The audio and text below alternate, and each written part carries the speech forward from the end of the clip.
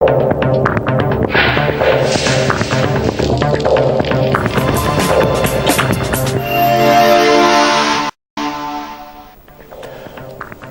बढ़ाने के लिए जरूरी है सही जगह इन्वेस्टमेंट किया जाना और इन्वेस्टमेंट पर सही रिटर्न मिलना। सुरक्षित निवेश और बढ़िया रिटर्न की बात करें तो सबसे पहले नाम आता है पब्लिक प्रोविडेंट फंड का। आज योर मनी में शुरुआत करते हैं पीपीएफ से, जानते हैं इससे जुड़ी जरूरी बातें। और हमारे साथ आज इन सब पर जरूरी बातें करने के लिए हैं रुंगटा सिक्योरिटीज के हर्षवर्धन रुंगटा। बहुत स्वागत है आपका। तो पीपीएफ एक ट्रेडिशनल इन्वेस्टमेंट ऑप्शन है और क्या इसमें पैसे लगाने चाहिए? तो आज हर्ष, जबकि बहुत सारे ऑप्शन उपलब्ध हैं बाजार में निवेश करने के लिए, पैसे लगाने के लिए, तो पीपीएफ ही क्यों? क्या कारण है कि एक व्यक्ति को पीपीएफ चुनना चाहिए निवेश के लिए? अगर हम पीपीएफ के एडवांटेजेस देखें तो पहली बात है कि जब हम निवेश करते हैं पीपीएफ में तो आपको एटीसी का बेनिफिट मिलता है। तो वो आपको अभी 1.5 लाख रुपए तक की लिमिट कर दी गई है इस बजट के हिसाब से। तो आपको जो इन्वेस्टमेंट है उस पर आपको टैक्स डिडक्शन मिल गया। दूसरा है जो इंटरेस्ट जो इस पे आपको मिलता है वो पूरा कंप्लीटली टैक्स फ्री है, तो उसमें आपको इनकम टैक्स भी नहीं देना है। तो अगर हम ब्याज दरों की बात करें, अब बात करते हैं तो फीचर्स की हो गई। अब है जो रिटर्न्स आपको पीपीएफ पे मिल रहा है, क्या वो रिटर्न्स अच्छे हैं? तो अगर हम देखें करंट फाइनेंशियल ईयर में जो पीपीएफ का इंटरेस्ट रेट है 8.7%। सो 8.7% अगर हम टैक्स फ्री इनकम देख रहे हैं, सो प्री टैक्स के रिटर्न्स अगर देखें तो डबल फिगर में चले जाते हैं, वो आपके करीबन 11-11.5% के आसपास आ जाएंगे। सो वो एक इन्वेस्टमेंट व्हीकल में जो सिक्योर्ड है, ये पैसे जो आप देते हैं सरकार, भारत सरकार को डायरेक्टली दे रहे हैं। सो जो आपकी सिक्योरिटी की बात है, इसमें आपको कोई भी आपको डर सिक्योरिटी को लेके नहीं है। एक एडवांटेज और है इसमें कि आपके अगर कोई क्रेडिटर्स हैं, so in case of any default आपके ये पैसे आपके अटैच नहीं कर सकते हैं। ओके, सो ये भी एक फायदा है इसमें कि अगर आप कहीं डिफॉल्ट करते हैं तो कुर्की या अटैचमेंट जिसकी आप बात कर रहे हैं, तो ये पैसे कभी उस दायरे में नहीं आएंगे। पीपीएफ वो आपके अटैचमेंट के दायरे में नहीं आता है। सिर्फ एक, अगर हम थोड़ी और इंटीग्रिटी इसमें जाएं तो एक पहलू है कि अगर आपका क्रेडिटर अगर ये प्रूफ करता है कि या बैंक है फॉर इंस्टेंस, बैंक ने ये प्रूफ कर दिया कि आपने ये पैसे लिए थे और फिर यही पैसे आपने पीपीएफ में जमा किए हैं, ऐसे केस तो वो इम्यूनिटी नहीं रहती है, बिकॉज वो क्लियर दिख रहा है कि आपने पैसे बोरो करके एक ऐसे एसेट में डाल दिए जो अटैच नहीं हो सकते। But by and large PPF का जो नेचर है पब्लिक प्रोविडेंट फंड का, वो आपके क्रेडिटर्स अटैच नहीं कर सकते हैं। ओके, सो ये अगर हम ओवरऑल देखें, और एक लॉन्ग टर्म प्रोडक्ट है। आपको फर्स्ट इनिशियली जब आप अकाउंट खोलते हैं तो आप 15 साल तक अकाउंट खोलते हैं, फिर उसको 5-5 साल के लिए आप रिन्यू कर सकते हैं। ओके, सो एक लॉन्ग टर्म डेट प्रोडक्ट है, एक सिक्योर्ड प्रोडक्ट है, और उसके जो इंटरेस्ट रेट है वो भी बहुत अट्रैक्टिव है। राइट, तो आपने कहा एक तो लॉन्ग टर्म प्रोडक्ट है और सिक्योर, तो ये दो मेन फीचर तो हो गए। बात करते हैं इंटरेस्ट रेट की, तो हम देखते हैं कि इक्विटीज हो गई या तमाम दूसरी चीजें हो गई या इनफैक्ट द बैंक डिपॉजिट भी हो गए, तो उसके कंपैरिजन में आप इसका इंटरेस्ट रेट कैसा देखते हैं और क्या कोई खास क्राइटेरिया होता है इसको तय करने का? किस हिसाब से इसके इंटरेस्ट रेट तय होते हैं? देखिए, अगर हम इंटरेस्ट रेट की बात करेंगे किस बेसिस पे ये तय होते हैं, करंट ईयर में हमने बताया 8.7% है। सो ये फाइनेंशियल ईयर 11-12 के दौरान उस समय ये जो इंटरेस्ट रेट पीपीएफ पे ऑफर किया जाता था उसे वो वेरिएबल कर दिया है। वो बेंचमार्क कर दिया है 10 इयर्स गवर्नमेंट बॉन्ड के साथ। सो जो भी आपका 10 का गवर्नमेंट बॉन्ड की यील्ड होगी फॉर दिस पर्टिकुलर ईयर, मार्च में उसका एवरेज निकाल के उससे 0.25% ज्यादा पीपीएफ को एलोकेट कर देते हैं। ओके, सो अगर मान लीजिए कोई कारण से आपका ये साल में 10 इयर्स गवर्नमेंट बॉन्ड के एवरेज यील्ड वाज 8.5%, तो आपको मार्च में पता चलेगा कि नेक्स्ट फाइनेंशियल ईयर में it will be 0.25% more than 8.5। Okay, तो आपको 8.75% शायद आपको पीपीएफ अकाउंट में आपको ब्याज मिलेगा। तो ये तो तरीका हो गया कि ब्याज दरें कैसे फिक्स की जाती हैं। अब दूसरा है जो आपने पूछा कि हम उसे अगर कोई दूसरे इन्वेस्टमेंट ऑप्शन से कंपेयर करते हैं, क्लोजेस्ट कंपैरिजन जो आप करेंगे डेट कैटेगरी में वो होगा बैंक डिपॉजिट्स कर लीजिए, एनएससीज कर लीजिए, कोई भी बॉन्ड्स कर लीजिए, तो आपको 8.7% टैक्स फ्री मिल रहा है। दूसरी जगह बैंक्स आप देखेंगे कि आपको 8.5 to 9% आपको ब्याज देती हैं, वो टैक्सेबल होती हैं। राइट, तो और वो भी पीरियड जो आप देखेंगे वो आपका obviously it goes from few days to आपको 5 साल 10 साल की बैंक एफडीज होती हैं। सो प्राइमरीली एक है जहां पे आपको फ्री रिटर्न्स मिल रहे हैं, दूसरी जगह पे वो टैक्सेबल है। सो ऑब्वियसली उस लहजे से अगर आप देखेंगे तो tax free bonds, tax free जो रिटर्न्स हैं वो ऑब्वियसली सुपीरियर रहेंगे। राइट, एक आपने ये भी जब बातचीत कर रहे थे आपसे तो एक उम्र का जिक्र किया था कि आपको मेजर होते ये खुलवा लेना चाहिए। एक माइनर भी क्या इस पीपीएफ अकाउंट को खुलवा सकता है और अगर हाँ तो क्या क्राइटेरिया रहता है? एब्सोल्युटली। अब अगर आप देखें कौन कौन पीपीएफ अकाउंट खोल सकता है, तो पहले है कि कोई भी इंडियन इंडिविजुअल रेसिडेंट है वो पीपीएफ अकाउंट खोल सकता है। सिर्फ है कि एक इंसान एक ही पीपीएफ अकाउंट रख सकता है। Okay. तो आपके मल्टीपल पीपीएफ अकाउंट नहीं अच्छा, ये बात है कि आप एक से ज्यादा पीपीएफ अकाउंट नहीं खोल सकते। एब्सोल्युटली। आपके अगर एक इंडिविजुअल है उसका एक ही पीपीएफ अकाउंट हो सकता है। ऐसा नहीं कि आपने पोस्ट ऑफिस में पीपीएफ अकाउंट खोल लिया और बैंक में अलग खोल दिया। राइट, वो पॉसिबल नहीं है, आपको एक ही अकाउंट खोलना है। ओके। इसमें एक था, अगर हम खाली जस्ट जनरल पॉइंट रखें तो एक है एचयूएफ पीपीएफ अकाउंट 2005 के बाद से नहीं खोल सकते हैं। ओके, आप इंडिविजुअल को ही खोलना होगा। इंडिविजुअल ही खोल सकते हैं। एचयूएफ पहले एक एंटिटी के तौर पे अलाउड था कि आप पीपीएफ अकाउंट मेंटेन कर सकते थे। वो अभी 2005 के बाद, मई 2005 के बाद से वो बंद कर दिया गया था। एनआरआईज अगर एनआरआईज पीपीएफ अकाउंट नहीं खोल सकते हैं। सो अगर आपने अकाउंट, लेकिन क्योंकि आपने अगर जब आप रेसिडेंट इंडियन थे उस समय आपने पीपीएफ अकाउंट खोला और सब्सिक्वेंटली आपका जो स्टेटस चेंज होकर एनआरआई हुआ है तब आप कंटिन्यू कर सकते हैं। लेकिन फ्रेश आप आके अपना PPF account, NRI fresh account नहीं खोल सकते। अब बात करें हम माइनर की, तो माइनर्स अपने पेरेंट्स के थ्रू डेफिनेटली आप उनका पीपीएफ अकाउंट खोल सकते हैं। सो ईदर फादर और मदर, कोई भी एक आपका पीपीएफ अकाउंट, माइनर बच्चे के लिए पीपीएफ अकाउंट खोलता है, दोनों नहीं खोल सकते क्योंकि अंडरलाइन यही हो गया, फिर 2 पीपीएफ अकाउंट हो जाएंगे। सो कोई भी एक पीपीएफ अकाउंट माइनर का खोल सकता है। ग्रैंड पेरेंट्स नहीं खोल सकते पीपीएफ अकाउंट। लेकिन अगर दोनों पेरेंट्स अलाइव नहीं है तो ग्रैंड पेरेंट्स गार्डियन के तौर पे पीपीएफ अकाउंट खोल सकते हैं। ये कंट्रीब्यूशन के लिए एक पॉइंट क्लैरिफाई करना चाहूंगा। कई बार हमारे पास एक क्वेरीज आती हैं कि 1.5 लाख की लिमिट कर दी है एक पीपीएफ अकाउंट में, तो क्या हम 1.5 लाख रुपया बच्चे के अकाउंट में और 1.5 लाख रुपया फादर के अकाउंट में, अगर पीपीएफ फादर के नाम से खुला अलग अलग क्या, तो क्या आप 1.5 लाख दोनों अकाउंट में एक फाइनेंशियल ईयर में कर सकते हैं? जवाब है नहीं। ओके। दोनों अकाउंट को मिला के आपकी जो लिमिट होती है वो 1.5 लाख की है। सो ये एक पॉइंट बहुत जरूरी है क्योंकि कई बार कंफ्यूजन होता है और हमने देखा है इन्वेस्टर्स दोनों अकाउंट में 1.5 लाख रुपए करते हैं और वो फिर बेनिफिट उन्हें नहीं मिलता। एब्सोल्युटली। वेल, एक पीसीआर से हमारी प्रोड्यूसर मुझे एक प्रश्न करने के लिए कह रही है, उनकी तरफ से ये प्रश्न आप मानिए कि इस पीपीएफ का पोस्ट रिटायरमेंट या रिटायरमेंट प्लानिंग में कितना महत्व हो सकता है? क्या एक जो रिटायरमेंट प्लानिंग कर रहा है वो भी अपने पोर्टफोलियो में पीपीएफ को एक अच्छा स्थान दे सकता है? जब हम इन्वेस्टमेंट्स की बात करते हैं, आप पोर्टफोलियो की बात कर रहे हैं, तो आपको एक एलोकेशन, एक एसेट एलोकेशन बनाना है। आप उसमें डेट ऑब्वियसली एक हिस्सा रहता है आपके पोर्टफोलियो का, इक्विटीज आपके पोर्टफोलियो का रहता है, आप रियल एस्टेट कमोडिटीज भी रख सकते हैं। बिल्कुल। जब आप डेट एलोकेशन की बात करते हैं, जितना पोर्शन आपका डेट रहता है वो किस प्रोडक्ट में जाना चाहिए, तो पीपीएफ उस लहजे से पहला कैटेगरी में आती है कि आप जब पीपीएफ अकाउंट खोलते हैं वो आपके फर्स्ट प्रायोरिटी होनी चाहिए। फिर उसके बाद आप रिकरिंग डिपॉजिट, बैंक डिपॉजिट्स, आप बॉन्ड्स, एनसीडीज, कुछ भी आपको जोड़ना है डेट में, वो बाद में आता है। पीपीएफ का डेफिनेटली होना बहुत जरूरी है। एक संक्षिप्त में मेरा आखिरी सवाल, क्योंकि आप डील करते हैं इस चीज में, लोग आपसे आके सलाह लेते हैं, तो क्या लोग इंटरेस्टेड दिखाई देते हैं आज भी पीपीएफ के लिए? आप उन्हें खोलने की सलाह देते हैं?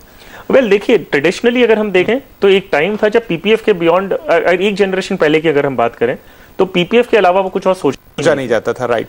अब क्या हो रहा है कि हमें थोड़ा उनको बोलना पड़ रहा है कि आपको पीपीएफ भी जरूरी है, पीपीएफ खोलिए। सो उनके क्या डायरेक्ट कनेक्ट हो जाता है, उनके पेरेंट्स ने उनसे ऑलरेडी कहा था कि पीपीएफ अकाउंट खोलिए और वो कोई कारण से नहीं खोल रहे थे, तो जब हम उसे सप्लीमेंट करते हैं तो वो कनेक्ट हो जाता है और वो पीपीएफ खोल लेते हैं। बट ऐसा नहीं है कि वो पीपीएफ अवॉइड करना चाहते हैं कोई कारण से, सिर्फ है कि दीस डेज अगर हम यूथ की बात करें तो उनके इन्वेस्टमेंट्स का जो फिलॉसफी है, जो एक्सपेक्टेशंस है, बहुत ज्यादा है। उन्हें 3-4 गुना पैसे चाहिए, and that should happen in 2 or 3 years। तो वो थोड़ा उसके कंपैरिजन में PPF obviously does not do that. तो डेट एलोकेशन में PPF is a very good investment, आपके पोर्टफोलियो में जरूर होना चाहिए। चलिए, तो यहाँ पर पीपीएफ पे अच्छी खासी चर्चा हुई। एक तो सबसे बड़ी बात की बेहद सुरक्षित है, आपके पैसे को यहाँ किसी प्रकार का कोई खतरा नहीं, और जब आप अपना पोर्टफोलियो एलोकेशन करते हैं तो पीपीएफ को उसमें जरूर जगह दीजिए, क्योंकि एक बेहद सुरक्षित एक आपको कांस्टेंट रिटर्न इसके ऊपर मिलेगा और एक डेट का बहुत ही बेहतरीन इंस्ट्रूमेंट है जहां आपके पैसे को किसी तरह का कोई खतरा नहीं रहेगा। इसी के साथ यहाँ पर वक्त हो गया एक छोटे से ब्रेक का, लेकिन ब्रेक के बाद बताएंगे कि प्रॉपर्टी के लिए 15 साल में कैसे आप 1 करोड़ रुपए जोड़ सकते हैं।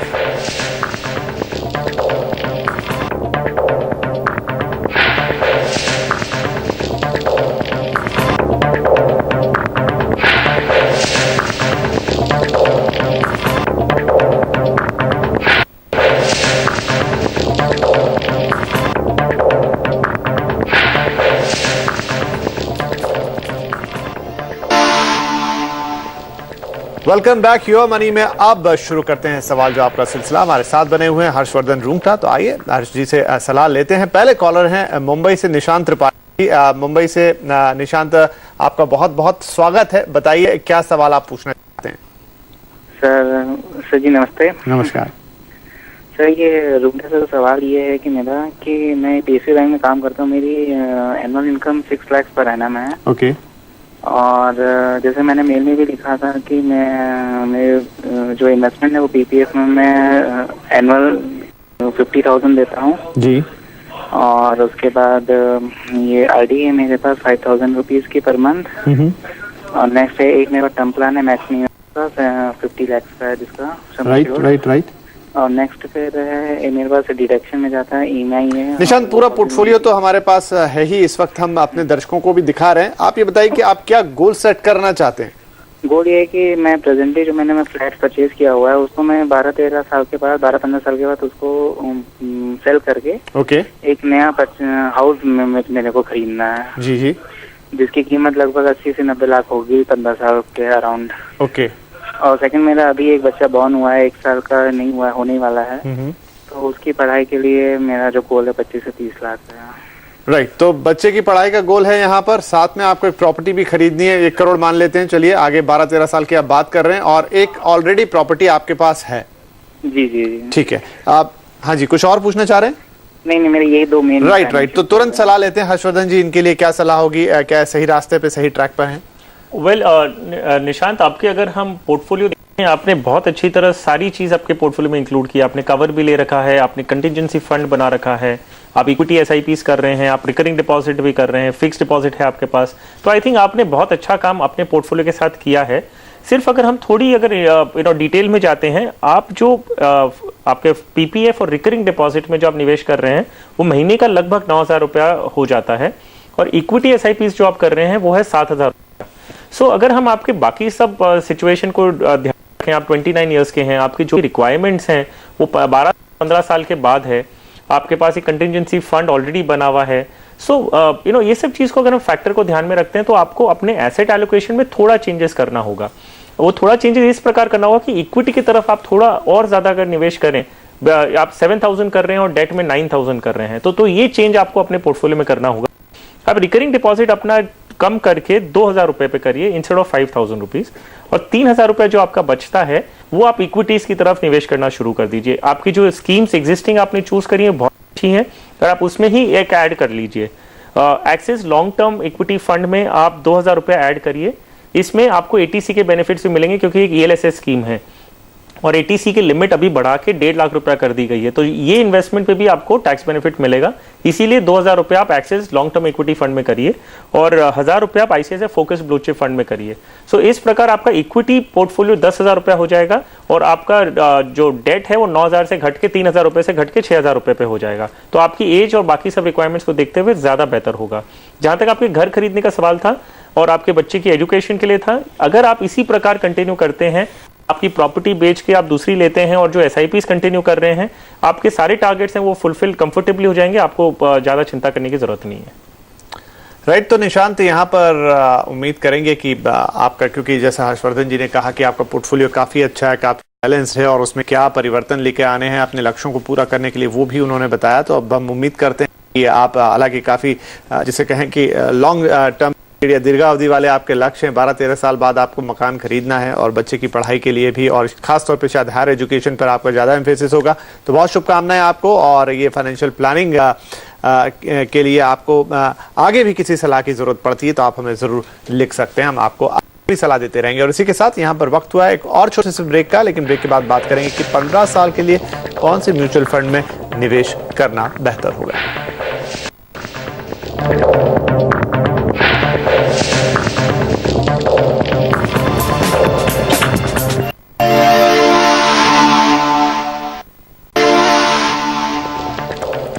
Welcome back. आप देख रहे हैं योर मनी और हम दे रहे हैं आपको आपके निवेश से जुड़ी सटीक सलाह। हमारे साथ बने हुए हैं हर्षवर्धन रूंगटा। तो आइए इस कार्यक्रम को आगे बढ़ाएं। अगले कॉलर है हमारे साथ प्रवीण दवे।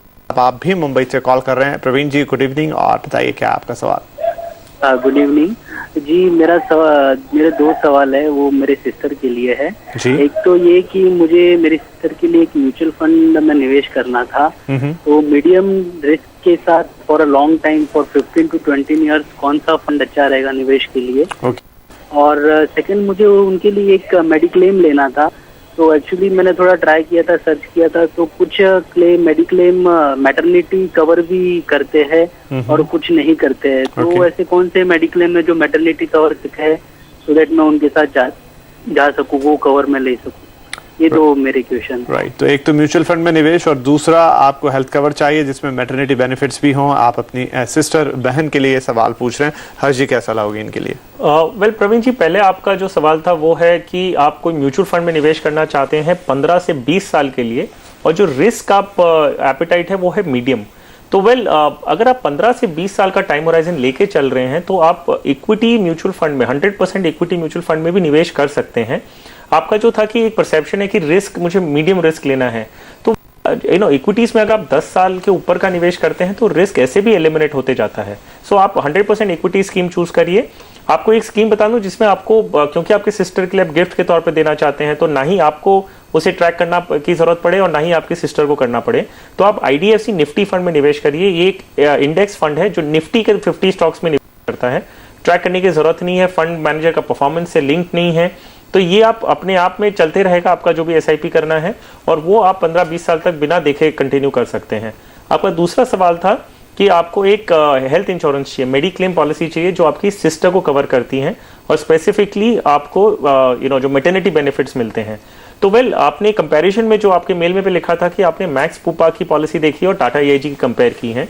आपने राइटली देखा है कि मैक्स पुपा हार्टबीट जो पॉलिसी है उसमें मैटरनिटी बेनिफिट्स इंक्लूड होते हैं और टाटा AIG में मैटरनिटी बेनिफिट्स इंक्लूड नहीं हो रहे हैं। सो आप क्योंकि अपनी सिस्टर के लिए देख रहे हो और ये हमें मालूम है कि गोइंग फर्दर मैटरनिटी बेनिफिट्स आपके क्लेम आपके आ सकता है, तो आपको डेफिनेटली मैक्स पुपा की पॉलिसी चूज करनी चाहिए।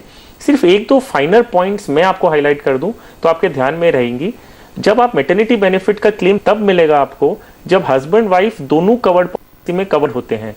तो फिलहाल आपकी सिस्टर अनमैरिड हैं, लेकिन जब उनकी शादी हो जाएगी तब उनके हस्बैंड को भी ये इसी पॉलिसी में ऐड करना होगा आपको, और ये दोनों जब कवर्ड होंगे तब आपको मैटरनिटी बेनिफिट मिलता है। एक और बात है, इसमें एक वेटिंग पीरियड है 2 इयर्स का। तो शादी होने के बाद जब आप हस्बैंड को ऐड कर देते हैं पॉलिसी में, उसके बाद भी आपको 2 साल पॉलिसी का वेट करना होगा, तब जाके मैटरनिटी बेनिफिट्स मिलेंगे आपको। एक एडवांटेज और मैक्स पुपा का है, वो ये है कि जो न्यू बॉर्न चाइल्ड होता है, पॉलिसी ऑटोमेटिकली वो न्यू बॉर्न चाइल्ड को भी इंश्योर कवर इंक्लूड कर देती है और कोई भी आपसे एक्स्ट्रा प्रीमियम नहीं मांगती। तो ये कवर जो न्यू बॉर्न चाइल्ड पे होता है वो तब तक होता है जब तक आपकी पॉलिसी रिन्यूअल के लिए आती है। मान लीजिए आपने पॉलिसी अभी सितंबर में ली है और जो आपका रिन्यूअल आएगा वो अगले साल सितंबर में आएगा, और अगर डिलीवरी आपकी अगस्त में होती है तो सितंबर तक आपको कवरेज न्यू बॉर्न चाइल्ड के लिए भी आपको ऑटोमेटिक होता है। और वैक्सीनेशन कवरेज भी, वैक्सीनेशन के जो कॉस्ट होते हैं न्यू बॉर्न चाइल्ड के, वो भी पॉलिसी आपको पेमेंट करती है up to the child turning 1 year of age. तो ये सारे जो बेनिफिट्स हैं वो आपको मैक्स पुपा की पॉलिसी में डेफिनेटली मिलेंगे मैटरनिटी रिलेटेड। अब इसमें आपको एक चीज देखना है कि कोई भी आपको बेनिफिट मिलता है तो कोई फ्री में होता नहीं है, उसमें डेफिनेटली कुछ ना कुछ आपके प्रीमियम में, या आपको जब आप टाटा से कंपेयर करेंगे तो प्रीमियम आपका थोड़ा ज्यादा डेफिनेटली होगा। आपको ये करना है कि आप कॉस्ट बेनिफिट एनालिसिस करिए कि अगर टाटा आपको जो पॉलिसी आपको 5,000 रुपए में दे रहा है और मैक्स आपको थोड़ी ज्यादा में दे रहा है, तो आपको देखना है आपका फायदा कॉस्ट बेनिफिट एनालिसिस करके कि आपको फायदा एक्चुअल में हो रहा है कि नहीं हो रहा है। वेटिंग पीरियड 2 साल का है, husband wife both have to be insured, तो ये सारे पैरामीटर्स देख के आप चूज करिए आपको मैक्स लेना है कि टाटा लेना है। लेकिन अगर मैटरनिटी बेनिफिट्स की फीचर्स आपकी बात कर रहे हैं तो मैक्स डेफिनेटली वो आपको ऑफर कर रहा है और बहुत अच्छे फीचर्स हैं, तो आप उसे उसकी तरफ झुकाव रख सकते हैं। तो प्रवीण, मुझे लगता है कि यहाँ पे हर्ष जी ने बहुत ही डिटेल में और काफ़ी पॉइंट्स के साथ, बारीकी के साथ आपका जवाब दे दिया, और अब आपको अपने सिस्टर के लिए म्यूचुअल फंड भी और यहाँ पर हेल्थ कवर भी लेने में कोई दिक्कत नहीं होगी। आपको काफ़ी यहाँ पर क्लियरिटी के साथ आपका आंसर मिल गया। तो हर्ष जी, बहुत शुक्रिया आप आए और आपने हमारे दर्शकों के सवालों के जवाब दिए। और योर मनी में इतना ही, लेकिन अगर आप भी हमसे म्यूचुअल फंड, इंश्योरेंस या फाइनेंशियल प्लानिंग से जुड़े कोई भी सवाल पूछना चाहते हैं तो हमेशा की तरह हमें ईमेल कीजिए mf@moneycontrol.com पर, और सवाल भेजते वक्त अपना कॉन्टैक्ट नंबर हमें जरूर लिख दें। आप हमें फेसबुक पर भी फॉलो कर सकते हैं। आपको विजिट करना है facebook.com/आवाज़-योर-मनी। यहाँ पे आप हमारे पुराने एपिसोड्स भी देख सकते हैं, अपने विचार भी लिख सकते हैं, और अगर आप चाहते हैं कि यहाँ पर कोई इंप्रूवमेंट आपके हिसाब से किया जाए तो आप वो सुझाव भी हमें दे सकते हैं।